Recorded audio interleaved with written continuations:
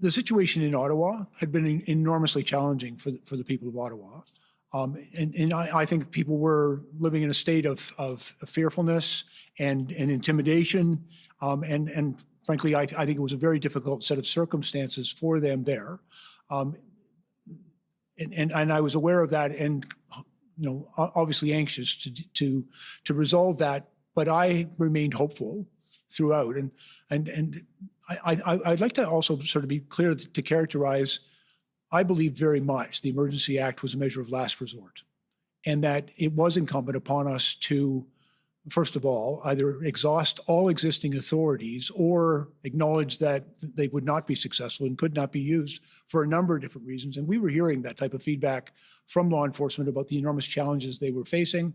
We were also hearing about how stretched their resources were being pulled because of events that were taking place in different parts of the country that required them to respond to one place, but then be required in other places. And that was a challenge that we were hearing quite frequently as well.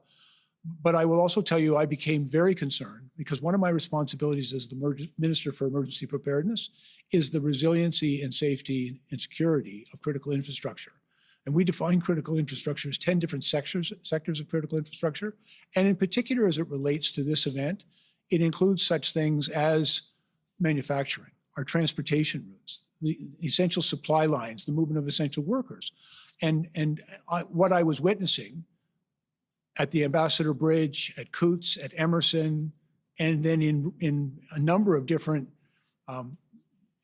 venues that I would, where we would see similar activity being threatened to be done at Point Edwards, at the Peace Bridge, at the Pacific Highway in British Columbia, that escalation, and I viewed as a significant escalation because it did result in significant disruption of critical supply lines, the cutting off of essential goods and services, the impact that it was having, not just economically, but on people, on families, and people were being laid off their jobs, and factories were being idled. I was also concerned because I'm aware, being a person from Ontario, that the integrated manufacturing processes in Ontario, particularly in the auto sector, but in many other manufacturing sectors as well.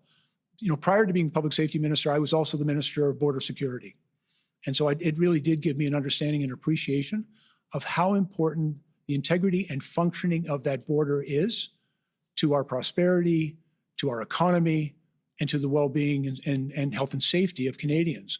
And so when those borders were essentially closed, and that the movement of goods and services, particularly some of the parts that go into our factories, was being essentially stopped, it was hugely impactful. And I believe that it had risen to the level of a national emergency.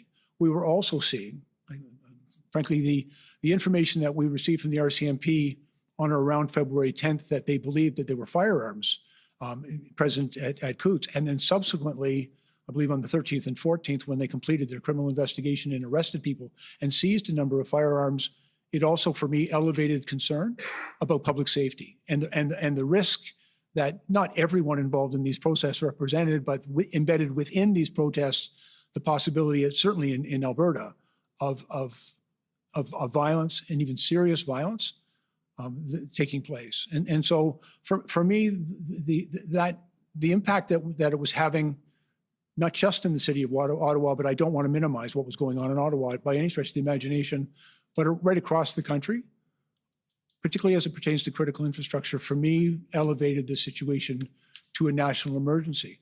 I would also observe as well, I believed that there was strong evidence that what was the fact that this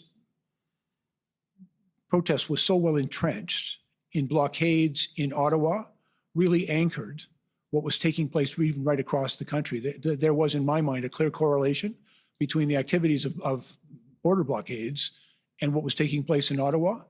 And it also, for me, highlighted the need. We had to resolve the whole situation, and failure to do so failure to resolve in Ottawa would have resulted just continue to like whack-a-mole, chasing border blockades from one point of entry to another. There are 119 border points of entry, land border points of entry in this country, plus our airports, and all of them are vulnerable to this type of unlawful action. And in my opinion, that represented a serious threat to our national security and became a national emergency.